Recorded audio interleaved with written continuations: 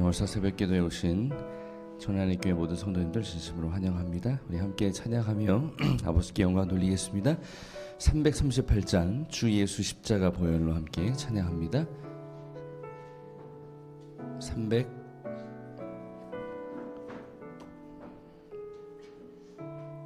338장입니다.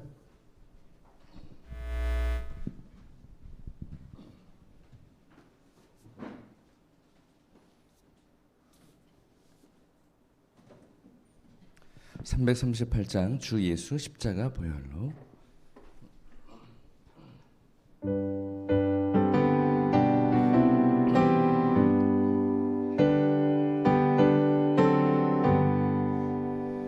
주 예수 십자가 보혈로 내 죄를 다 씻기 원하네. 내 죄를 씻으신 주 이름 찬송합시다.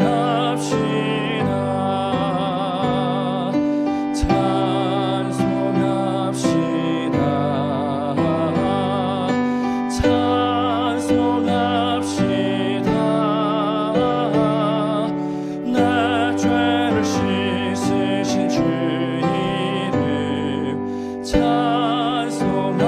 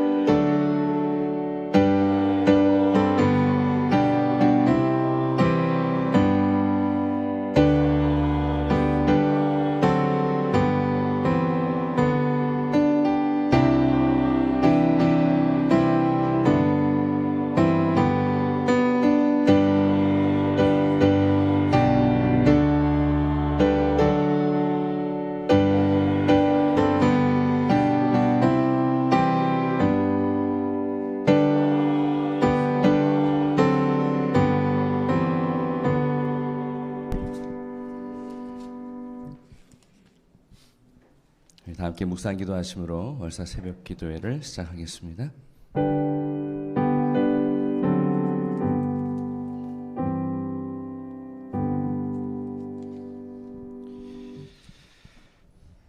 우리 371장 구주 예수 의지함이 찬양하겠습니다. 371장 찬양하신 후에 우리를 대표해서 최호섭 장로님께서 기도 인도해 주시겠습니다.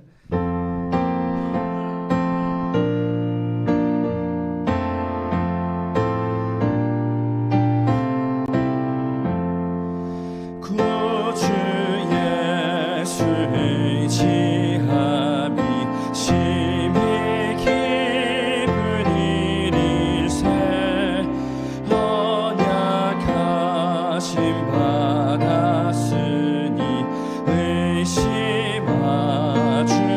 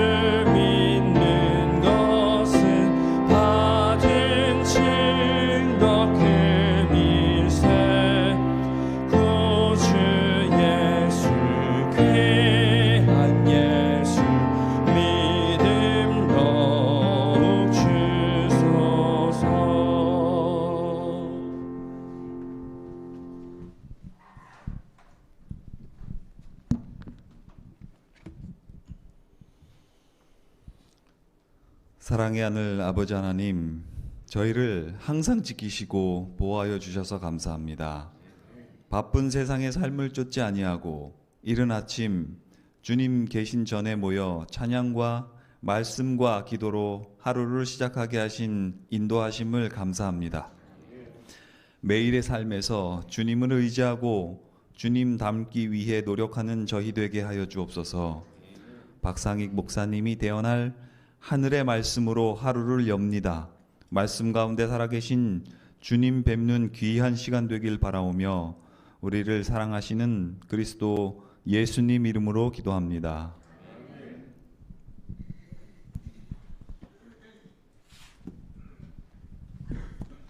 (229장) 살아계신 주의 영 찬양하겠습니다. 찬양하신 후에 담임 목사님께서 말씀 선포해 주시겠습니다.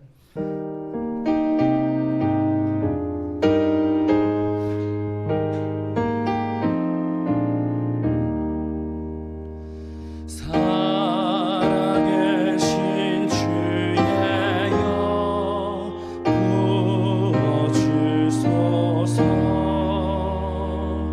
살아계신 주의 영 부어주소서.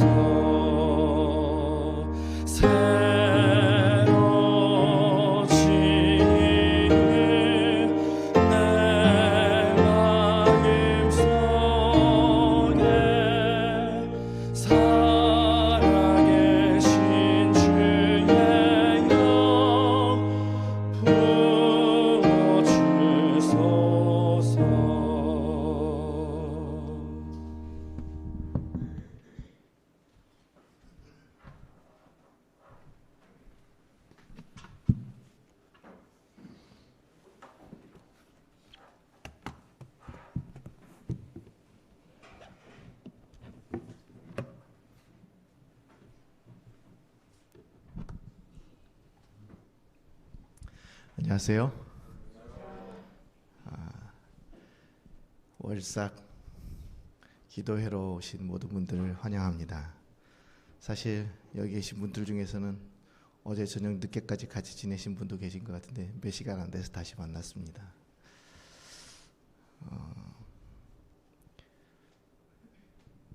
행복하시죠?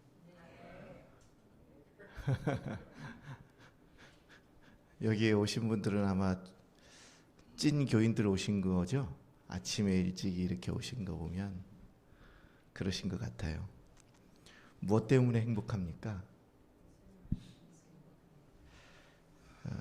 행복을 사전을 찾아보면 욕구와 욕망이 충족된 상태를 말해요. 그래서 만족한 마음이 들고 즐거움을 느끼는 상태. 그러니까 결핍에 의해서 불안함이 없는 상태가 행복한 상태입니다. 충족했다라고 하는 말은 일정 분량이 찼다 이런 말입니다. 일정 분량이 딱 차 있어요.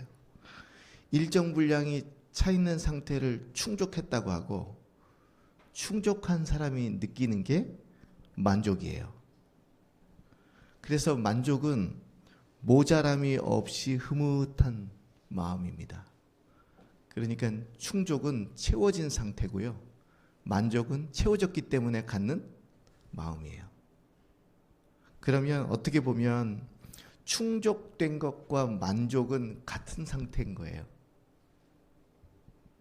충족되어졌기 때문에 만족된 마음이 생긴 거죠.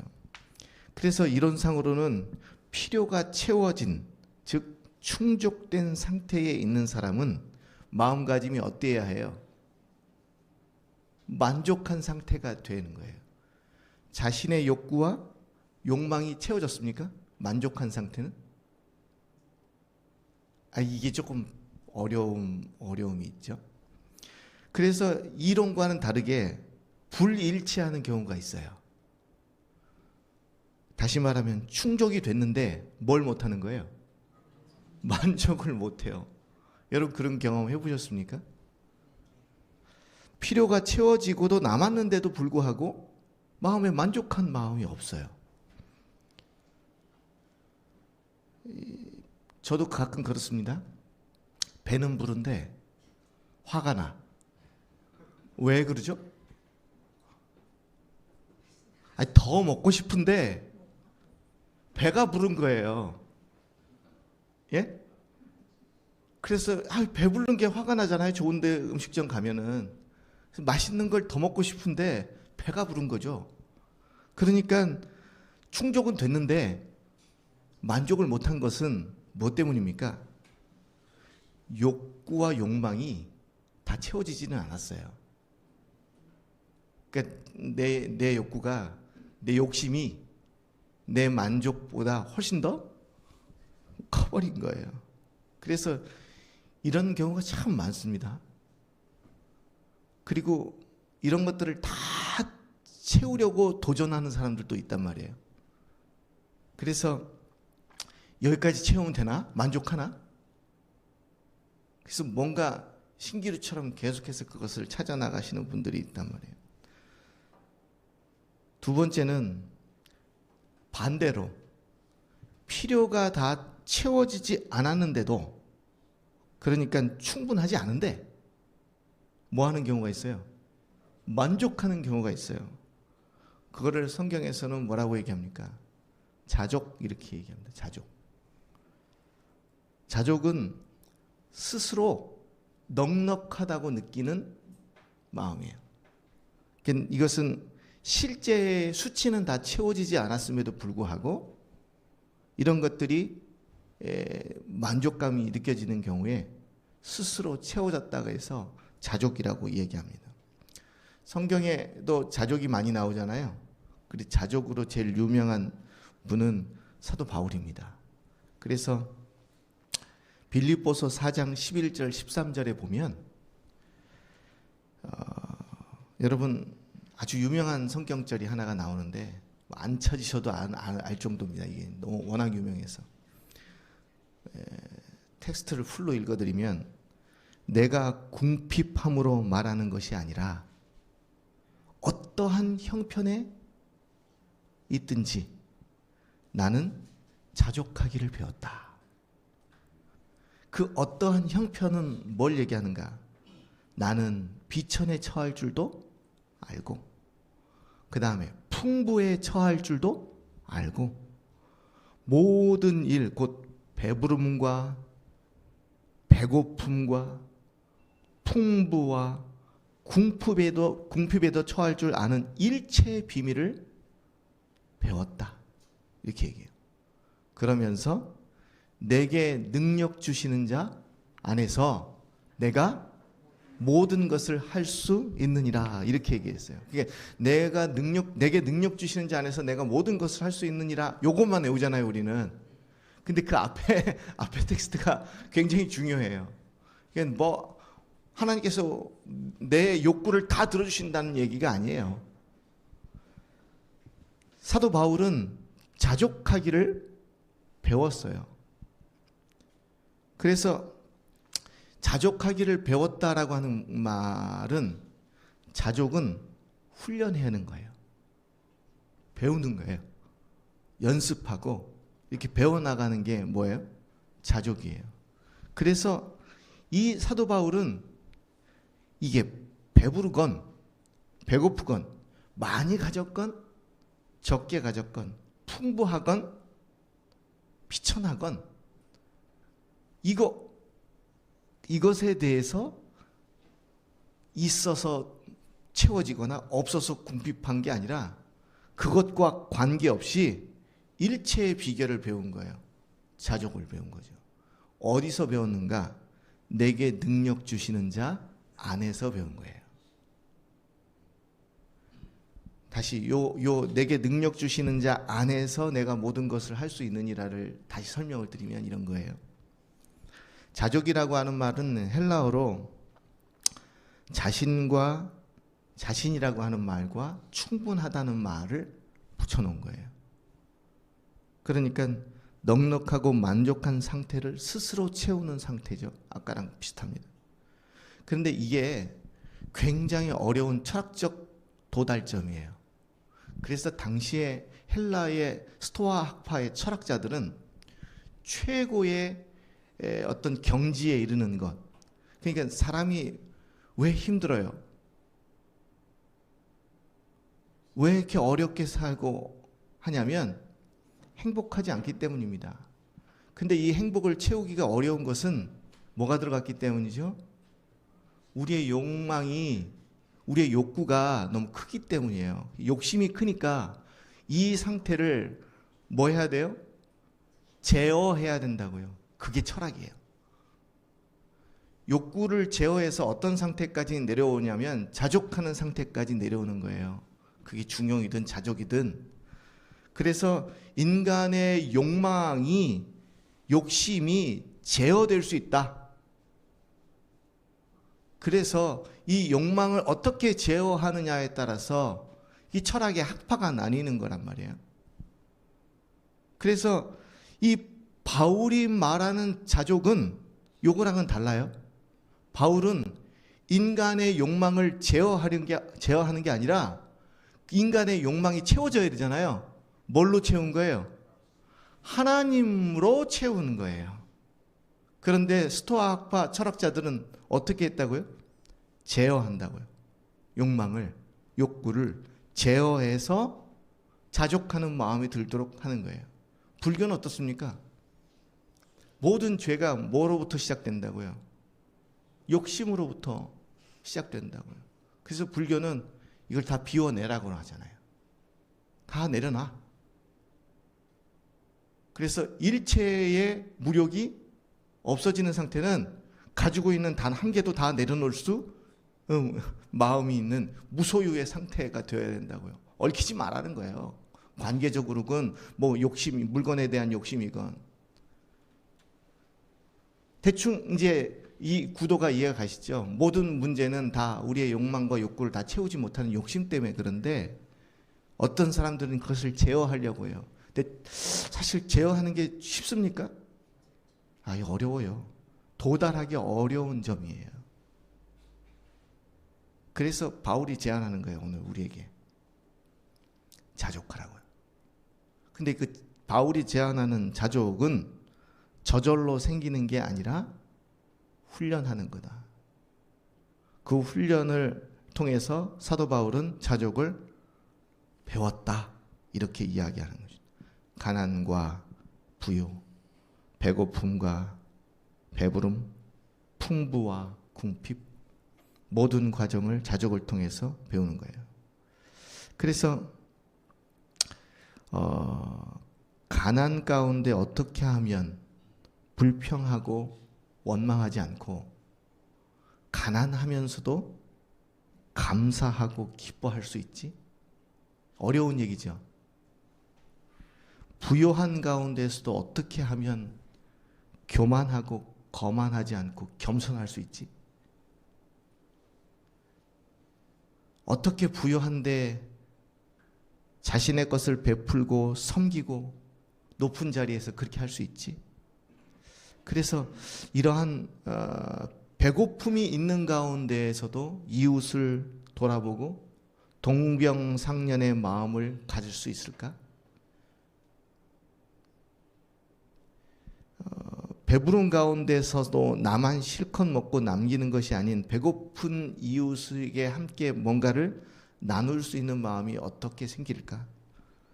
그래서 이 일련의 그 희노애락을 통해서 삶의 궁극적인 깨달음을 바울이 깨달은 거죠. 그것이 자족입니다. 그리고 그 자족을 어떻게 해서 배웠는가? 하나님을 만남으로 배운 거예요. 사도 바울이. 그러니까 하나님을 충분히 만나서 하나님으로부터 내 궁핍함을, 내 부족분을 다 채워버린 거예요. 그래서 하나님을 만난 자의 상태가 바로 바울이 말하는 자족이라고 하는 말입니다. 나폴레옹 1세는 이렇게 얘기했어요. 행복을 사치 속에서 구하는 것은 태양을 그려놓고 빛을 비추기를 기다리는 것과 같다. 멋진 말이죠. 행복을 사치 속에서 구하는 것은 태양을 그림을 그려놓고 이것을 번쩍 들어가지고 여기서 뭐가 나오기를 바라는 거예요. 빛이 나오기를 바라는 것과 같다. 채울 수가 없는 것입니다. 그래서 성경을 여러 군데를 찾아보고 예수님을 만나거나 하나님을 만난 사람들을 이렇게 전부 다 봐요. 그러면 예수님을 만난 사마리아 여인 생각해 보셔요. 어떤 상태에서 만난 거예요? 굉장한 결핍의 상태에서 만났어요. 우물가로 가서. 그러니까 그 여자는 이 결핍을 어떻게든 채우기 위해서 아니면 사람들에게 이 결핍을 어떻게 하면 숨길까? 자신의 결핍이 드러나지 않도록 하기 위하여 대낮에 물 들어가잖아요. 그리고 거기에서 누굴 만난 겁니까? 예수님을 만나요. 그런데 참 놀라운 것은 예수 그리스도를 만나고 난 다음에 이 여인의 상태가 완전히 변했죠. 더 이상 창피하지 않게 됐고 더 이상 뭔가가 필요하지 않은 자족의 상태가 됐어요. 왜 자족의 상태라고 그러는가 하면 바뀐 게 아무것도 없거든요.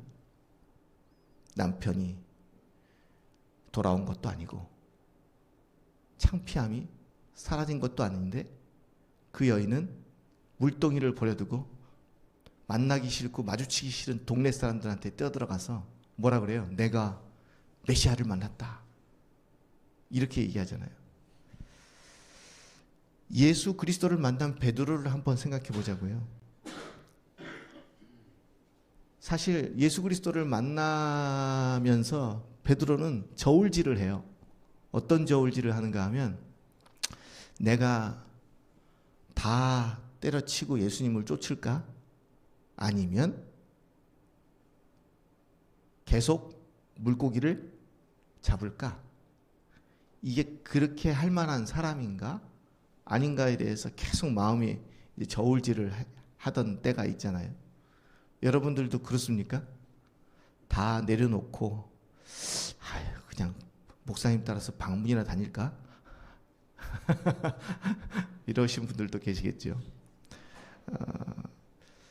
베드로가 그렇게 저울질을 하던 때에 마지막까지 집착한 게 물고기입니다. 그런데 밤새도록 수고하여 물고기를 얻지 못하였죠. 근데 예수님이 뭐라 그래요? 저기 가서 그물을 던지라고. 밤새도록 수고하였지만 한 마리도 물고기를 얻지 못한 베드로가 말씀에 의지하여 또 뭐합니까? 그물을 내립니다. 그래서 그물이 찢어지도록 고기를 잡아 올립니다. 만족했죠? 뭘 바랬어요? 고기를 바란 거예요. 근데 사실 베드로는 그날 고기를 잡는 게 아니라 세월을 낚은 것 같아요. 고민 가운데. 그래서 그렇게 물고기를 많이 잡았는데 물고기를 잡고 난 다음에 베드로의 상태를 보면 물고기가 더 이상 필요 없게 된 거잖아요. 그리고 예수님께 나아가서 뭐라 그래요? 머리를 숙이고 얼굴을 땅에 대고 내가 죄인입니다. 더 이상 그는 물고기가 필요 없는 사람이 됐어요. 그러니까 결핍의 상태가 유지됐음에도 불구하고 그는 만족하게 됐다는 거예요. 그런 경우가 성경에 수두룩합니다. 삭개오 얘기해 볼까요? 삭개오는 어떤 사람입니까? 막 계속 부를 치부를 했죠. 그래서 쌓아놓은 것이 계속 많아졌는데 그 쌓아놓은 것이 많음에도 불구하고 인생의 의미를 찾지 못한 사람이잖아요. 그러니까 이 사람은 많이 쌓아놓으면 그 가운데 뭐가 있기를 바랬어요? 인생의 의미가 부여된다고 생각한 거예요. 요즘 현대인들도 그런 사람들이 많아요. 어쩌면 저도 그럴 수도 있고요. 많이 쟁여놓고 많이 쌓아놓으면 불안함이 없어지고 거기에서 인생이 행복해진다고 생각했던 거예요. 그런데 거기에서 아무런 의미를 찾지 못했어요. 그래서 예수 그리스도를 만납니다. 가진 방법을 다 해서 제 발로 나무 위로 올라가서 예수 그리스도를 만나죠. 그냥 지나가셔도 되는데 예수님께서 나무 위를 보시고 삭개오에게 뭐라고 합니까? 삭개오야, 내려와라. 그러면서 바로 내가 오늘 너의 집에 유하여야 하겠다. 이렇게 해서 니네 집 가자. 이렇게. 그리고 난 다음에 삭개오가 변했습니까? 변했죠. 만족한 상태가 됐거든요. 예수님이 채워주시니까 자신의 재산이 더 이상 의미가 없어진 거예요. 그래서 나누기 시작했습니다. 가지고 있는 것, 내가 그것이 내 인생에 의미를 줄 거라고 생각했던 것들을 다른 사람을 채우는데 나눠줬다고요. 왜요? 나는 이미 거기에서 의미를 발견하지 못했고 나는 예수 그리스도를 만남으로 나의 의미를 찾았기 때문입니다. 하나님을 만난 야곱은 어떻습니까? 사실 야곱은 그게 하나님의 축복이든 아니든 상관없이 아버지를 속이고 형을 속이고 삼촌을 속이고 뭐 하여튼 그것을 통해서 뭔가를 얻으려고 하는 거예요. 그런데 예수 그리스도 하나님을 만나고 난 다음에 그는 자꾸 뭔가를 가지려고 누굴 속이거나 열심히 노력을 했어요. 아내를 얻기 위해서 7년을 노력한 사람입니다. 그런데 그것이 다 채워지지 않자 다시 7년을 일하기로 하고 자기가 원하는 아내를 데리고 오죠. 그래서 한 번에 2명의 아내를 얻은 사람이에요. 그런데 결국은 씨름하는 밤을 보낸 후에야 하나님을 만난 후에야 아무것도 아닌 것을 깨닫게 됩니다. 그래서 이제 형을 만나러 가잖아요. 그리고 형을 만나기 전에 자기보다 앞서서 그렇게 그냥 투쟁을 하면서 벌었던 그 모든 것들을 전부 다 먼저 앞서 보내요. 와이프도 보내고 자식도 먼저 보내고 자기만 홀로 남잖아요. 뒤에. 근데 하나님을 만났더니 그 모든 것들이 다 아무것도 아니게 됐어요. 그래서 갈급한 상태에서 예수를 혹은 하나님을 만난 자가 결국 너무 큰 만족을 얻은 거예요. 그리고 이 만족은 다 채워졌던 충족에서 오는 것이 아니라 자족에서 오는 만족이었어요. 그래서 하나님 안에서 내가 모든 것을 할 수 있게 된 거예요. 이 모든 것이란 다 할 수 있다는 것인데 결국 이야기하자 보면 높게 처할 수도 있고 낮게 처할 수도 있고 부자로 살아도 되고 가난하게 살아도 되는 거예요. 병들어도 되고 건강해도 되는 거예요. 내가 하나님을 부여잡고 하나님 안에서 모든 것을 할 수 있는 자족을 배웠는데 더 이상 필요한 게 없어지고 그것이 무의미한 거죠. 결국 하나님을 만난 자는 자족이든 충족이든 만족이든 별 상관이 없게 된 거예요. 다 채워졌으니까요. 그래서 교회 오다 보면 우리가 신앙인으로 오지만 결국 내 마음속에 하나님을 다 채우지 못했기 때문에 인간적인 뭐가 남았어요? 우리 안에? 욕구와 욕망들이 남아있어서 그것을 채우려고 여전히 노력하는 거예요.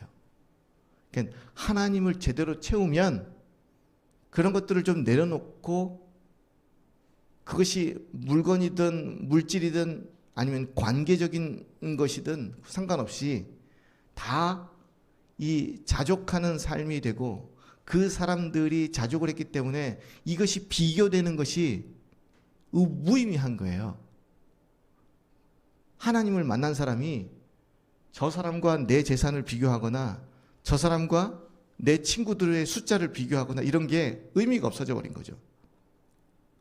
그러니까 하나님과의 관계가 수직적으로 해결이 되면 수평적인 관계도 굉장히 많은 부분들에서 뭐가 돼요? 해결이 돼요. 교회에 관계적인 어려움이 있으신 분들은 오늘 이 아침에 기도함으로 하나님을 만나게 되시기를 바랍니다. 우리에게 다 채워지지 못하는 이 땅에서의 갈구, 욕구 이런 것들이 하나님을 만남으로 채워져서 사도 바울처럼 일체의 비밀, 내가 그리스도 안에서 무엇이든지 할 수 있는 자족의 비밀을 배우게 되시기를 바라겠습니다. 그리하여 하나님과의 관계도 세우시고 사람과의 관계도 비교되지 않고 교제를 나누어서 이 땅에서의 삶이 하나님으로부터 채워졌기 때문에 행복하고 기쁜 상태, 만족한 상태, 충족한 상태로 사는 그리스도인이 되시기를 간절히 바라겠습니다. 그래서 여러분 행복하시죠? 다 채워졌기 때문이 아니라 뭐예요? 내게 누가 계시기 때문에요? 하나님 계시기 때문에 행복한 이번 한 달이 되시기를 바라겠습니다. 다음 월삭 때 뵙겠습니다. 고맙습니다.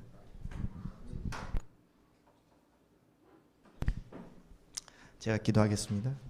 아버지 하나님, 오늘 이 아침 우리 인생에서 다 채워지지 못한 것들 있기에 또다시 간구하러 나왔습니다.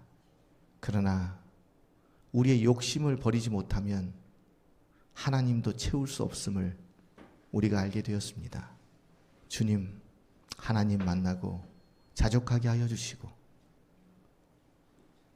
그리스도 안에서 내가 무엇이든지 할 수 있는 자유로운 영혼이 될 수 있도록 함께하여 주시옵소서. 오늘 이 아침 만나게 하여 주시고 또 만나 주시고 우리를 채워주심에 감사하오며,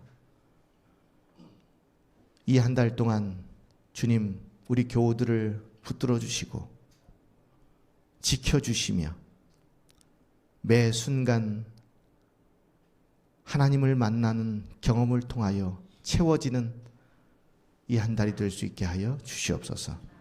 예수님의 이름으로 간절히 기도하옵나이다. 아멘.